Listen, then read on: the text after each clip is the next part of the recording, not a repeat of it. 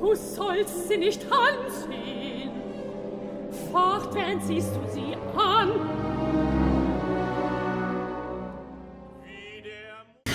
I'm Nick Reveles, the Geisel Director of Education and Outreach for San Diego Opera. Welcome to the San Diego Opera Video Podcast. My guest today is Tenor Allan Glassman, singing the role of King Herod in our production of Salome. Allan, welcome. Well, thank you. It's good to be back here. Great to have you. Yeah, it's been since About Boris. 6 years, yeah, that's 6 years. You were Prince Struass. And I was looking at the roles that you've been singing lately. You're just coming off a run of Canio. 2 Canios in a row, yeah. And one of my all-time favorite big boy tenor roles, The Prince in Rusalka, which I love singing. Love. Yeah. And because it was in Czech, I wasn't sure where it was. Where was it? It was in the Czech Republic. I did it at one beautiful summer festival in now you're putting me on the thing I should ask you before. It's about 3 hours outside of Prague, and up in the mountains, and it's gorgeous. Well, as it is everywhere. We sang it outdoors in front of a castle. Oh, wow. And the whole production is done outdoors. And the audience at this place, Český Krumlov, it's called. Oh, yes. And the audience revolves. Oh. They are on this round disc, and the disc revolves, so they are going to where we are. And what we moved to different scenes in the forest. I mean, it was like really doing Rusalka. They made a lake. I mean, it was such a gorgeous production. Oh, that's neat. I just love that show. I wish it wasn't done more often. Well, and of course, Otello. Otello lots, yeah. But I've got to ask you, not terribly long ago, and I'm putting up a still picture of you in character. I'm afraid. At Portland Opera. Oh, you got that, huh? As the witch in Hansel and Gretel. And you look like an elderly British matron. Well, shopkeeper. It was supposed to be the famous chef. Julia Child. It was supposed to be Julia. Really? Julia Child, oh, children in them started to see you. Let's bake a cake. But it was some of the most fun I've ever had. It looks like a hoot. It's the Met production. It's the same production from the Met that we did in Portland, and we had such a great cast too. And oh my gosh, talk about working hard. Oh, really? Food everywhere. Oh, of course. And had you ever sung The Witch before? It was my first time doing The Witch. The Met had asked me, when they first did this new production, they'd asked me to be on it, and I wasn't available, unfortunately. And but this came up, I had such a great time. Do you want to do it again? Oh God, yes. Really? Oh yes. At the drop of a hat? At the drop of a hat. I had just too much fun. That's marvelous. Way too much fun. Okay, we'll get to Herod. But again, I find it really interesting that you sing a lot of these. Yeah, I guess you do. That you do all these big late romantic roles that are written for big tenor or held in tenor, and Otello being one of them, which is on my top 5 list. I absolutely adore every note of that score. But when I started thinking about that, Herod is only about 10 or 12 years removed from the writing of Otello. That's true. And Otello is the culmination of a 19th century Italian tradition. Herod is knocking on the door of 12-tone and expressionism. It's just it does, really... But it makes so much sense, the role. I've talked to this quite often with conductors, because it really... I've done a lot of modern operas. A lot. And somehow this makes, it's like the same with Wozzeck, for instance. I've done Wozzeck just wonderful. Quite often. The drum major. No, I do the Hauptmann, which is, you would think, I do the Hauptmann, and I sing it. And I sing all the notes. And rather unusual. But it's vocally well written. Yeah.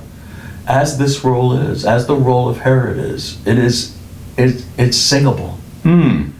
It is very sing. Even though I'm like an acrobat in this role, because I sing from very low to very high in this. I'm all up and down. It still makes sense, and even the rhythms make sense. And it's hard. It's one of the most difficult roles you can do. I can imagine it. One of the most difficult. And if I didn't have it in my body, I don't know if I could, you can't sit there and count. You can't say, okay, 1, 2, 3, No. You have to have it inside of your body. It's interesting, this is something that's been coming back again and again, and maybe it's just the nature of the beast, which is Salome, that you cannot separate the vocal technique from the physical. No.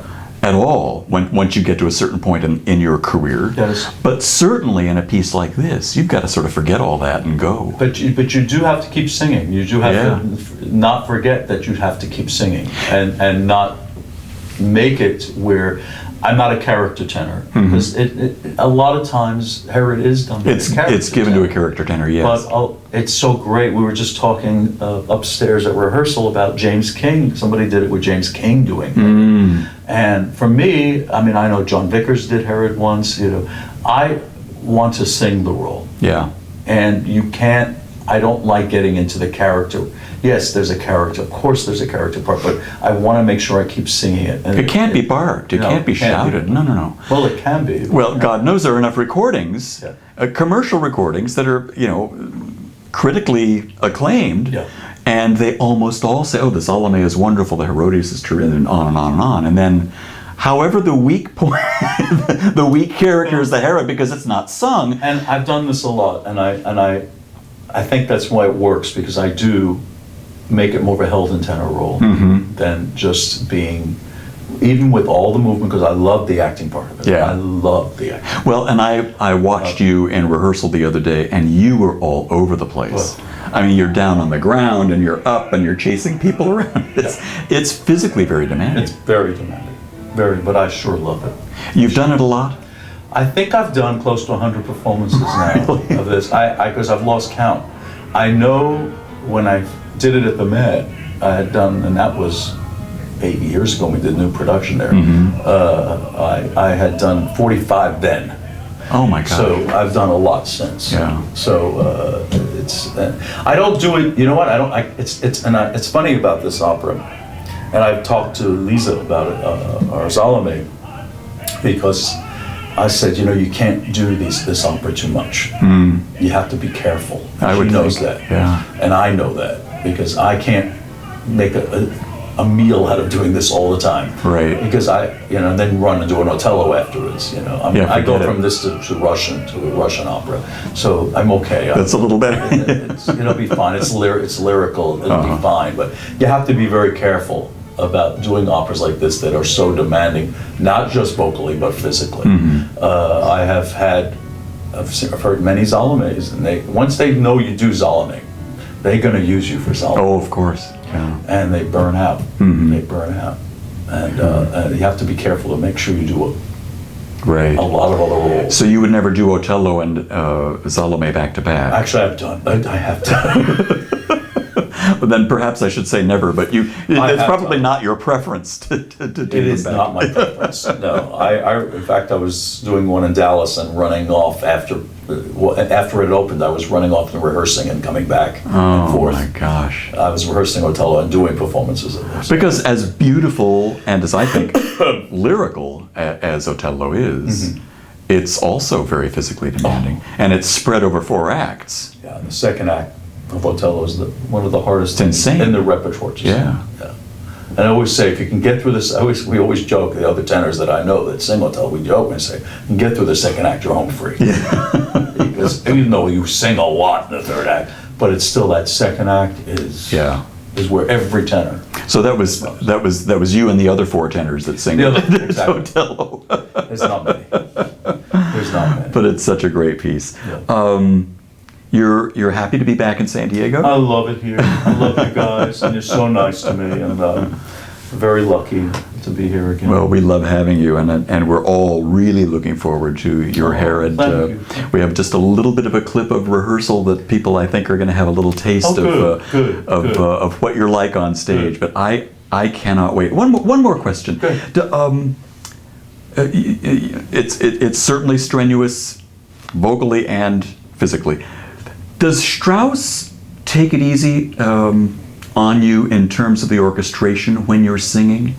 the orchestra playing against you, or is it something that you really have to work to sing over? The tenors and Struass usually have to soar over the orchestra. Okay. It is, but there are moments. I mean, even in there, we just finished staging just now. One of the hardest scenes I do is that I call it the jewel aria, because he's telling Salome all these different jewels, and the words are spitting out very fast. Yeah. And there are places where he takes it down, and that you don't have to, you don't have to scream the whole thing. So yes, there are things. It's not like I've done Bacchus and Ariadne. Oh, that's and that you really crazy. You Yeah. have to sing. There's 18 minutes of very hard singing. Yeah.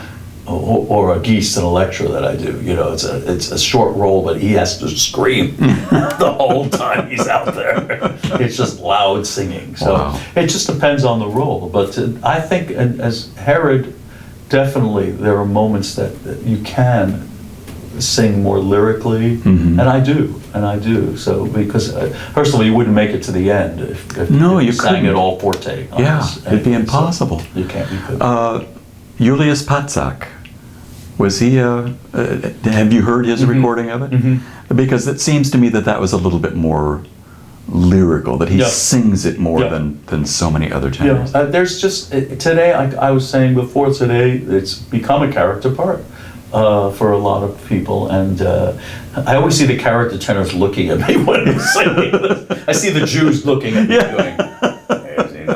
I remember there's usually one Jew that wants to do Herod. Yeah. And they're mouthing the words to me as I'm singing my role. Not in this one. They're all offensive. But it's always funny seeing one person going, singing my part, Helping you out a little bit. Helping me out. Well, we will reclaim it for the lyric tenor. All right. Thanks so much for being with me. Thank you. Thank you.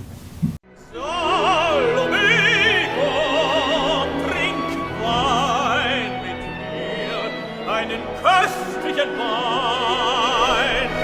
Caesar selbst hat ihn mir geschickt. Tauche deine kleinen Lippen hinein, deine kleinen roten Lippen, da